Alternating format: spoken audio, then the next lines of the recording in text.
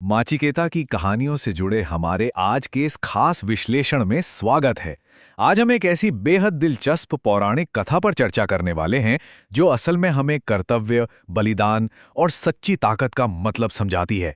ये कहानी सिर्फ पुराने समय की नहीं है, बल्कि आज भी उतनी ही प्रासंगिक है। तो सबसे पहले इस एक बहुत ही गहरे सवाल से शुरुआत करते हैं। क्या एक महान योद्धा की असली ताकत उसके हथियारों से तय होती है? मतलब क्या अजय होना उस भौतिक कवच से आता है जिसे पहनकर हम युद्ध में उतरते हैं, या फिर ये हमारे भीतर की, हमारे चरित्र की मजबूती होती है? ये एक ऐसा सवाल है जो इस पूरी चर्चा की नींव है।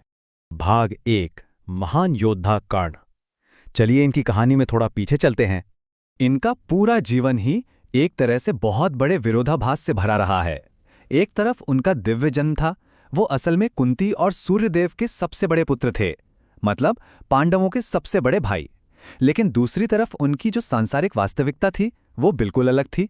उनका पालन पोषण एक रथ बनाने वाले अधिरथ और उनकी पत्नी राधा ने किया था, इसीलिए उन्हें राधे भी कहा जाता था। और आगे चलकर कौरव राजकुमार दुर्योधन के साथ उनकी ये जो गहरी दोस्ती हुई, उसने उनके जीवन की पूरी दिशा ही तय कर दी। अब यहाँ एक बहुत ही अहम बात गौर करने वाली है। जन्म के समय ही उन्हें कुछ ऐसा मिला था जो किसी और के पास नहीं था, एक दिव्य कवच और कुंडल। और देखिए, ये कोई साधारण गहने नहीं थे, ये एक तरह की जादुई सुरक्षा थी जिसने उन्हें शारीरिक रूप से लगभग अजेय बना दिया था। युद्ध के मैदान में जब तक ये उनके पास थे, उन्हें हरा पाना सचमुच नामुमकिन था। भाग 2 देवराज इंद्र की चिंता। अब जाहिर सी बात है, जब किसी एक योद्धा के पास इतनी असीमित शक्ति हो तो चिंता तो होगी ही। देवताओं के राजा भगवान इंद्र बहुत ज्यादा परेशान हो गए थे। उन्हें ये डर सता रहा था कि कुरुक्षेत्र के उस भयानक युद्ध में ये अजय योद्धा निश्चित रूप से कौरवों को जीत दिला देगा, और ये डर देवताओं के लिए एक बहुत बड़ी मुसीबत बन चुका था। तो इस समस्या का समाधान निकालने के लिए इंद्रदेव ने एक योजना बनाई। वो इस महान योद्धा के एक खास नियम को जानते थे कि सुबह की सूर्य पूजा के दौरान वो किसी भी याचक को खाली हाथ नहीं लौटाते। बस इंद्रदेव ने एक साधारण ब्राह्मण का रूप लिया और ठीक उसी समय वहां पहुंच गए। भाग 3 धर्म की सबसे बड़ी परीक्षा। यहीं से कहानी पूरी तरह पलट जाती है। आइए एक पल के लिए यहां रुकते हैं और इस क्षण की गहराई को समझते हैं। उस ब्राह्मण के भेष में आए देवता ने क्या मांगा? उन्होंने कोई धन दौलत नहीं मांगी। उन्होंने सीधा वही कवच और कुंडल मांग लिए जो उस योद्धा के जीवन की, उसके अजय होने की इकलौती गारंटी थे। सोचकर देखिए, ये कोई साधारण दान नहीं था, ये सीधे सीधे किसी के जीवन की मांग थी।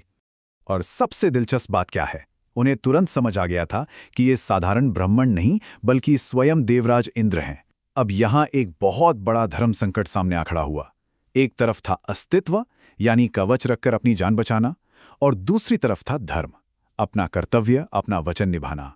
वो जानते थे कि ये दान देने का मतलब है अपनी परम सुरक्षा को हमेशा के लिए खो देना, लेकिन फिर भी उनका जो धर्म के प्रति समर्पण था वो हर चीज से ऊपर रहा। और इसी क्षण में एक ऐसा विचार सामने आया जो आज भी हमारे रोंगटे खड़े कर देता है। उन्होंने कहा, मेरी शक्ति का कारण मेरा कवच नहीं, बल्कि मेरा साहस और समर्पण है। क्या गजब की बात है! ये एक पंक्ति पूरी तरह से साबित कर देती है कि सच्ची अजेयता बाहर से नहीं, हमारे भीतर से आती है, हमारी हिम्मत से आती है।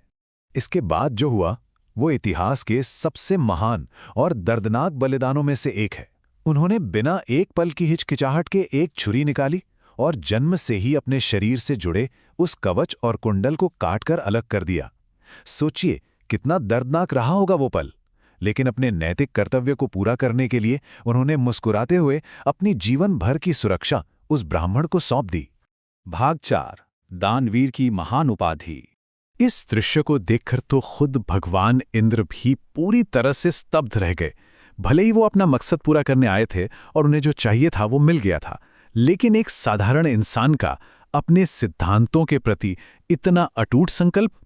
इंद्रदेव सचमुच भावुक हो गए। ऐसा समर्पण उन्होंने शायद ही कभी देखा था।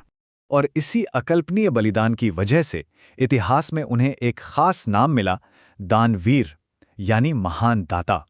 एक ऐसा व्यक्ति जिसने किसी जरूरतमंद को कभी ना नहीं कहा, भले ही उसकी कीमत उसकी खुद की जान ही क्यों ना हो। इसी उपाधि ने उन्हें हमेशा हमेशा के लिए अमर कर दिया। भाग 5 एक महान व्यक्ति के असल गुण क्या होते हैं, चलिए देखते हैं।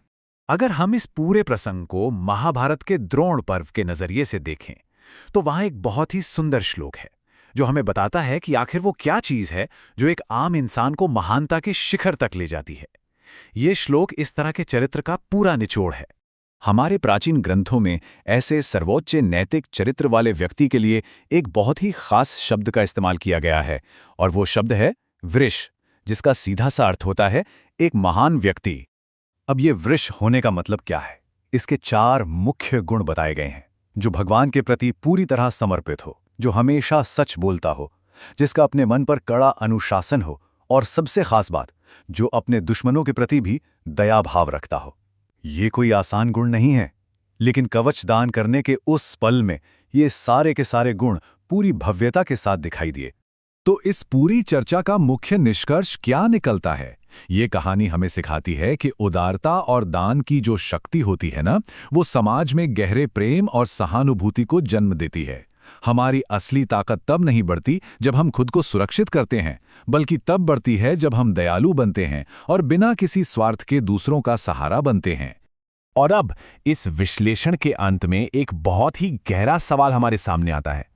आज के इस आधुनिक समय में हम अपने आसपास के जरूरतमंदों के लिए अपने कवच का बलिदान कैसे कर सकते हैं? आइए सोचते हैं कि किसी की सच्ची मदद करने के लिए हमें किन सुख सुविधाओं, किस अहंकार या सुरक्षा की किस ढाल को हटाना पड़ेगा। ये एक ऐसा विचार है जो हमारे जीवन को देखने का नजरिया बदल सकता है। इस विचारोत्तेजक प्रश्न के साथ ही हमारा आज का ये खास विश्लेषण यहीं पूरा होता है।